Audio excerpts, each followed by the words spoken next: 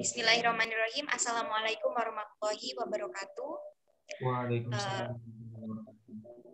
Al-Mukarram Al-Ustadz Yasin Fathul Bari.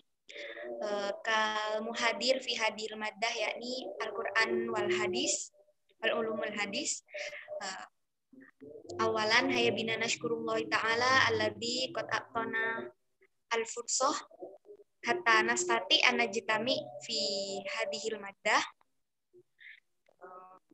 Wa thumma nahnu min firqatil arba'ata asyar sanuqaddim al-maqalah an maudu namudaju wa amsilatu min tafsiril maudu. Jadi langsung saja, kita dari kelompok 14 yang terdiri dari saya sendiri Putri Nahdia Salsabila dan Ahmad Munawir Mokolintat akan menjelaskan mengenai tafsir tematik. Nah, baik, di sini saya akan menjelaskan pengertian dari tafsir tematik itu sendiri. Menurut catatan Quraisy, tafsir tematik itu sendiri digagas pertama kali oleh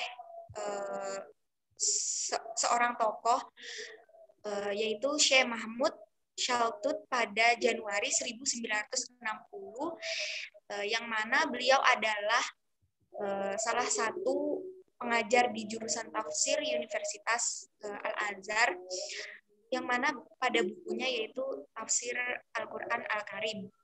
Jadi tafsir tematik itu sendiri adalah Thariqatut tafsir al-maudu'i ya thariqatut tafsir tus'a ila ijadi al-ijabat lil Qur'an min khilali jam'i ayati minal Qur'an dati gordu wahidan. Jadi tafsir tematik ini mengumpulkan ayat-ayat Al-Qur'an yang mempunyai tujuan yang satu, yang mana membahas tentang suatu topik atau judul tertentu dan menertibkannya sesuai dengan masa turunnya dan selaras dengan sebab-sebab turunnya. Jadi mengumpulkan dan menertibkan ayatnya itu sesuai juga dengan asbabun nuzulnya, yang kemudian memperhatikan ayat-ayat tersebut dengan penjelasan-penjelasan, keterangan-keterangan, dan hubungan-hubungan dengan ayat yang lain. Jadi ayat 1 dengan ayat yang lain itu juga memperhatikan penjelasan-penjelasan dan lainnya, yang kemudian mengistimbatkannya dengan suatu hukum-hukum. Jadi pada pengertian tersebut dapat dipahami bahwa yang dimaksud dengan metode tafsir maudhu'i atau bisa juga disebut dengan tafsir tematik itu sendiri adalah suatu metode dengan jenis yang menjelaskan beberapa ayat Al-Quran mengenai suatu judul tertentu, yang mana lengkap disertai dengan judul-judulnya atau sebab turunnya dan lain-lain. Jadi pembahasan satu dan pembahasan yang lain itu tertib gitu. Jadi terdiri dari beberapa komponen untuk menafsirkan tafsiran Al-Qur'annya ini, yang ada juga harus memperhatikan urutan turunnya atau asbabun nuzulnya. Suma atali, yakni al-khutbatu tahdiri tafsirul maudhu'i. Jadi bisa dilihat pada PPT di situ. Tu'ayyinul qadiyatul lati sayutimu munaqasyatiha. Jadi langkah-langkah tafsir Quran dengan metode maudhu'i itu juga yang saya baca atau yang saya temukan itu digagas oleh Profesor Dr. Abdul Al-Hayy Al-Farmawi, sama juga pengajar dari Fakultas Usuluddin Al-Azhar, yang dalam kitabnya itu dibahas Al-Bidayah fi At-Tafsir Al-Maudhu'i. Di situ terdapat langkah-langkah tafsir Quran dengan metode maudhu'i atau tematik ini. Yang pertama yang tadi telah saya sebutkan, yaitu menetapkan masalah yang akan dibahas. Jadi ketika kita akan merumuskan suatu hukum atau suatu masalah, tidak mungkin kalau kita tidak menemukan topik atau temanya terlebih dahulu, karena topik atau tema itu adalah salah satu pokok utama dalam suatu materi atau hukum ketika kita akan mengkajinya. Lalu selanjutnya tajmi'ul ayat al-muta'alliqah bil mushkilah. Jadi kita mengumpulkan atau menghimpun ayat-ayat Al-Qur'an yang berkaitan dengan masalah tersebut. Jadi ketika kita akan membahas tentang hukum atau tafsir tentang fikih misalnya atau tentang sholat. Jadi kita ketika akan menafsirkan ayat-ayat Al-Qur'an tersebut, kita juga harus mengumpulkan ayat-ayat yang lain. Jadi kita harus menghimpun ayat-ayat yang sama masalahnya. Lalu selanjutnya tertibul ayah hasba fitratun nuzuliha birafiquhu makna sobunan nuzul nazlian. Jadi selanjutnya menyusun runtutan ayat-ayat tersebut sesuai dengan masa turunnya, disertai pengetahuan tentang asbabun nuzul. Jadi ketika kita akan menyusun runtutan ayat tersebut, kita juga harus mengetahui masa turunnya atau pengetahuan ayat tersebut, atau bisa disebut dengan asbabun nuzul seperti yang kita tahu. Lalu selanjutnya fil ayati fi surat. Jadi memahami korelasi antara ayat-ayat tersebut dalam suratnya masing-masing. Jadi ketika kita sudah menyusun runtutan ayat yang satu dengan ayat yang lain, kita juga harus memahami korelasi atau hubungan antara ayat-ayat tersebut dalam suratnya masing-masing. Lalu selanjutnya menyusun pembahasan dalam kerangka yang sempurna. Jadi ketika kita tadi sudah menemukan topik, permasalahan, dan bahan-bahannya seperti pengertian ayat dan lain-lain, selanjutnya kita harus menyusun pembahasan dalam kerangka yang sempurna. Jadi kita harus menggunakan tadi untuk melanjutkan pada tahap selanjutnya, kita akan tafsir ayat-ayat Al-Quran tersebut. Selanjutnya, melengkapi pembahasan dengan hadis-hadis yang relevan dengan pokok pembahasan. Jadi, dalam menafsirkan Al-Quran dengan juga diperlukan beberapa hadis yang mungkin relevan atau sesuai dengan ayat-ayat juga. Lalu yang terakhir, mempelajari atau memperhatikan ayat-ayat tersebut secara keseluruhan dengan jalan menghimpun ayat-ayat tersebut yang mempunyai pengertian yang sama atau antara istilahnya itu seperti mencocokkan gitu antara pengertian yang sama atau menyesuaikan antara yang itu adalah yang umum atau yang khusus, yang khas atau yang khusus. Jadi ayat-ayat tersebut itu kita pelajari lagi secara keseluruhan. Ini termasuk yang umum atau yang khusus. Gitu. Kita juga harus ketika sudah selesai kita harus menghimpun atau mempelajari lagi. Lalu kita bisa menyampaikan tafsir atau hukum pada ayat Al-Quran tersebut. Yumkin ada fakot mini saya Stamir Sohibi Ahmad Munawir Mokolintat al-waktu iyahu bil. Baik. Bismillahirrahmanirrahim. Selanjutnya materi yang berikutnya yakni khosois tafsir al-mawdu'i. Ciri-ciri dari tafsir tematik. Al-awal, taslitu ad-dawi ala mawdu'in munaqasha au al-unwan au mawdu'in munaqasha. Lidzalika laisa min al-khata' al-qawlu min hadhihi at-tariqah tusamma aidan tariqan mawdu'iyyah. Lidza fa in al-mufassir yabhas an mawdu'i au mawdu'at mawjudah fil mujtami'a au ta'ti min al-Qur'an nafsuhu au min ghairi. Jadi, ciri-ciri tafsir maudhu'i atau tafsir tematik yang pertama yakni menonjolkan tema, judul atau topik pembahasan. Nah, sehingga tidak salah jika dikatakan bahwa metode ini juga disebut metode topikal.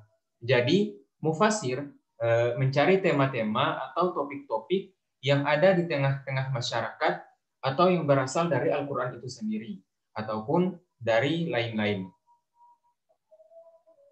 Kemudian asani, yang kedua, dirasa syamilah wa syamilah al-mawdu'at mukhtara min jawanib mukhtalifan wafqan lil qadarati au taujid al-waridi fil ayatil mufassirah. Nah, yang kedua,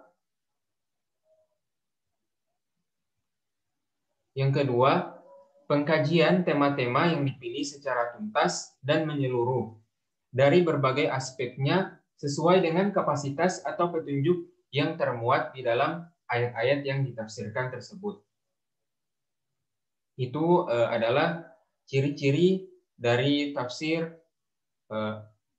tematik atau tafsir al-mawdu'i. Kemudian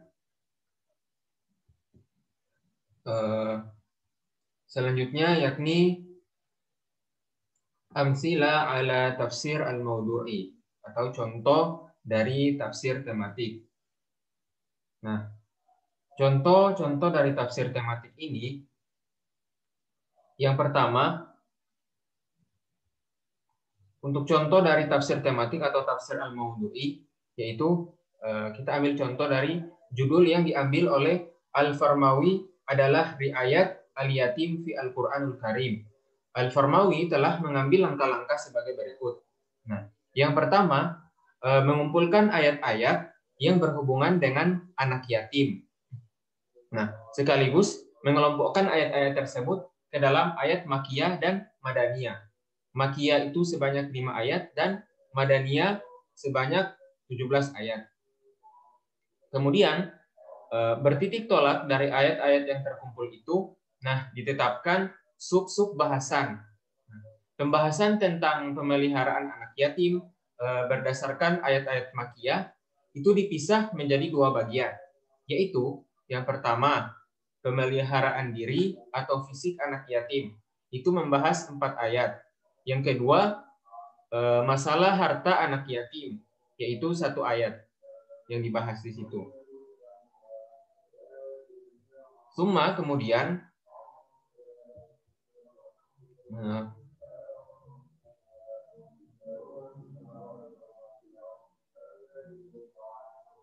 adapun pembahasan anak yatim berdasarkan ayat-ayat Madaniyah itu terbagi ke dalam 3 subbahasan, yaitu yang pertama, pentingnya pembinaan akhlak dan pendidikan anak yatim menurut Al-Quran. Nah, di situ membahas 4 ayat. Kemudian yang kedua, pemeliharaan harta anak yatim, yaitu membahas 9 ayat. Kemudian yang ketiga, perintah berinfak kepada anak yatim, yaitu 4 ayat. Kemudian fi marhala al-munaqasha yabda'u an al-Farmawi qad ihtama bi fitrati nuzula as-suratu wa taslisila al-ayati fi hala wajuda adatin ayat fi faslin wahida qaidul munaqasha. Jadi pada tahap pembahasan, Al-Farmawi itu kelihatannya memperhatikan masa turunnya surah dan urutan ayat-ayat jika kebetulan terdapat beberapa ayat dalam satu surah yang dibahas. Maksudnya surat yang dibahas dalam metode tafsir tematik.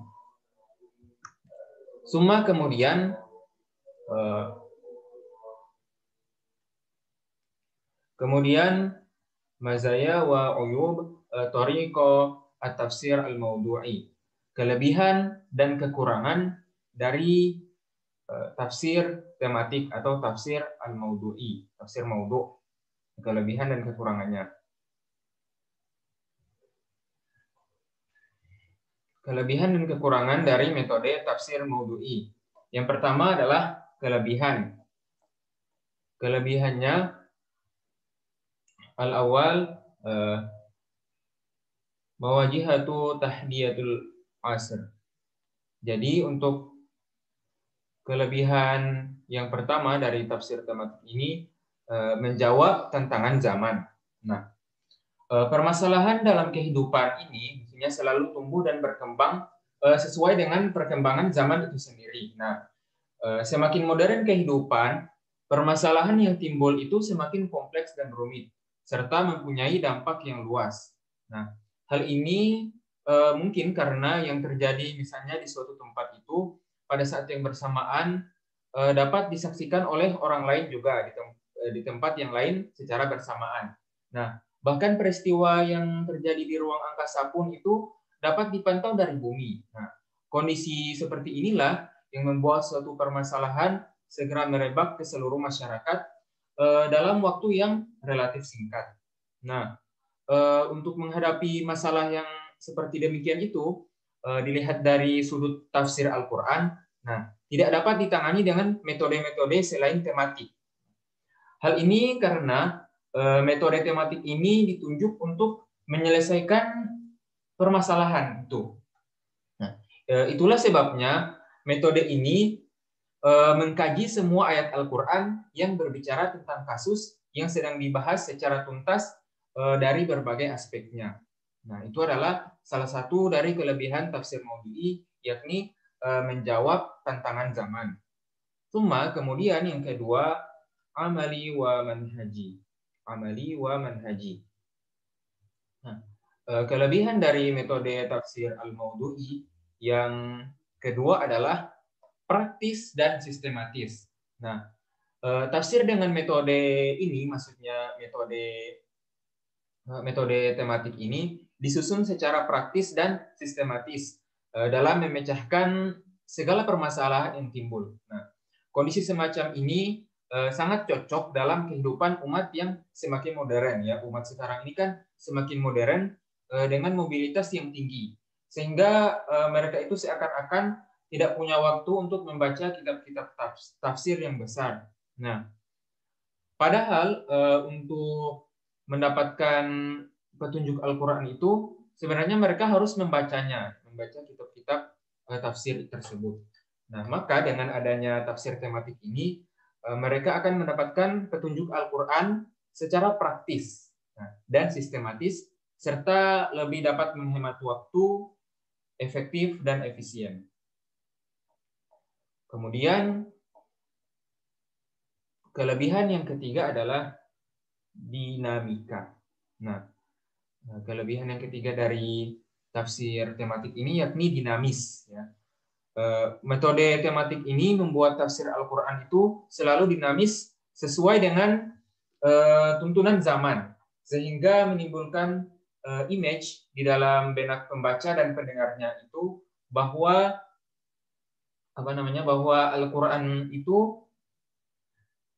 Al-Quran senantiasa mengayomi dan membimbing kehidupan di muka bumi ini pada semua lapisan dan strata sosial. Nah, itu yang dimaksud dengan salah satu kelebihan dari tafsir tematik, yaitu dinamis. Kemudian kelebihan lainnya dari metode tafsir tematik ini yaitu ja'alal fahimas saliman, ya, yaitu membuat pemahaman menjadi utuh. Nah, dengan ditetapkan judul-judul yang akan dibahas dalam metode tafsir tematik, maka pemahaman ayat-ayat Al-Quran itu dapat diserap secara utuh. Nah, pemahaman serupa ini sulit menemukannya di dalam maksudnya di metode-metode tafsir lainnya. Nah, maka dari itu, metode tematik ini dapat diandalkan untuk pemecahan suatu permasalahan secara lebih baik dan tuntas, seperti itu, sebagaimana telah dicontohkan dalam pembahasan sebelumnya. Kemudian yang terakhir, yakni kekurangan dari metode tafsir tematik. Ya, tentu saja dalam metode tafsir tematik ini selain mempunyai kelebihan, juga mempunyai kekurangan dalam metode tafsir ini. Nah, Kekurangan yang pertama yakni taqti'u ayatul Quran. Nah, yang pertama yakni memenggal ayat Al-Quran. Nah, maksudnya dari memenggal ayat Al-Quran ini, maksudnya adalah mengambil satu kasus yang terdapat di dalam satu ayat atau lebih yang mengandung banyak permasalahan yang berbeda. Nah, misalnya itu tentang petunjuk tentang sholat dan zakat. Nah, biasanya kedua ibadah itu maksudnya kedua ibadah itu diungkapkan bersamaan dalam satu ayat. Apabila ingin membahas kajian tentang zakat, misalnya, maka mau tidak mau ayat tentang sholat itu harus ditinggalkan ketika menukilkannya